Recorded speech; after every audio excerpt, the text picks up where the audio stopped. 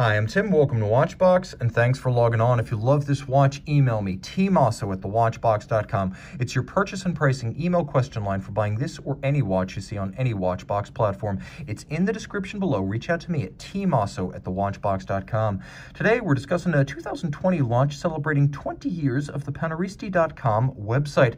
A touchstone for Paneristi enthusiasts, the Paneristi site was one of the pioneering online communities back in the day when manufacturers had relatively poor online presence. Paneristi arguably did more to popularize the brand than anything Richemont or its predecessor Vendôme accomplished. So this is the sixth Paneristi Special Edition, number 6 in the series, and it is the Radiomir Venti 45 PAM 2020. Now this is a timepiece 45 millimeters in a unique burnished stainless steel that is 14.7 millimeters thick, 54 millimeters from lug to lug, and it uses a 26 millimeters sized strap.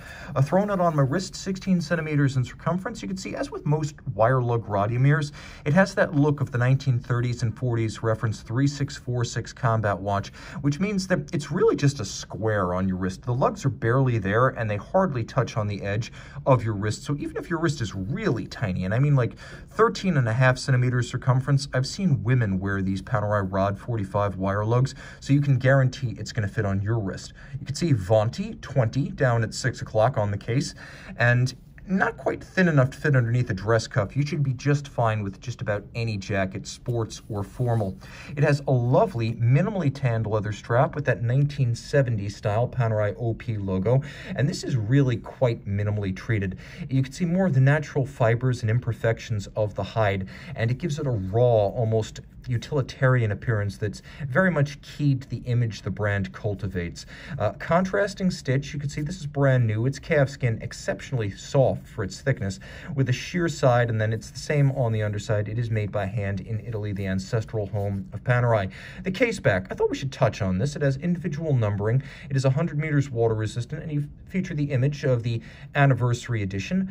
Of course, Paneristi Venti Anniversario, and the crown guard of the Luminor, which incidentally is also present on the dial side.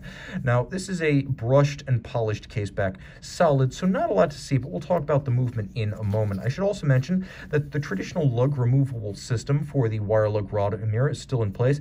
You actually remove that screw, and on both sides, the lugs pull out and then they separate in the center, so you don't actually need to cut off the strap to change the strap. But if you're Paneristi or a Paneristo, you already know that. Okay, the case. This is probably the most uncommon and attractive feature of the watch. It's neither media blasted nor satinated. It's almost like a burnished, sort of clouded steel. It looks good. It's muted, it's upscale, it's very handsome, and I hope we see it again. Though, for those who are purchasing the limited edition, I would say let's hope it's not too soon. Taking a quick look at the crown, it's a screw down. It features that same logo, the 70s style interlock, as the strap did.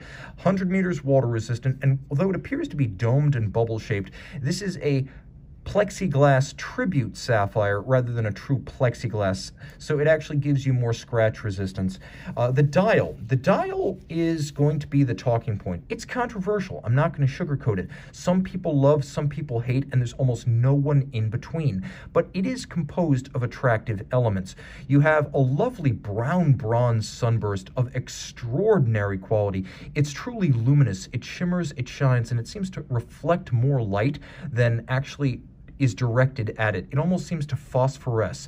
Now, it is sandwich dial, meaning there's a stencil with the quarter Arabics and the indices, and that stencil goes on top of a solid disc of luminant material. Super Luminova, there's an ecru colored version of it that's designed to evoke vintage radium patina, as you might see on a vintage 1930s or 40s Panerai. Then we have the rose gold hands, and in white lettering etched into the dial, Radiomir Panerai. We also have that Paneristi logo again, 2000 to 2020, and it mentions that this is a .com tribute. It's not merely Paneristi, the group of enthusiasts. It is specifically that community hub, which was one of the originals, not just for Panerai, but for any watch brand on the web. It is a gorgeous watch in many regards, and one of the most distinctive Panerai has released in the last decade.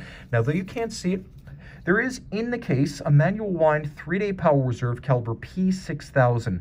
It beats away at 21.6, it has 19 joules, it has a full balance bridge and a free sprung index for shock tolerance. So it is a remarkably tough, traditionally manual wind, and properly sized movement for the case.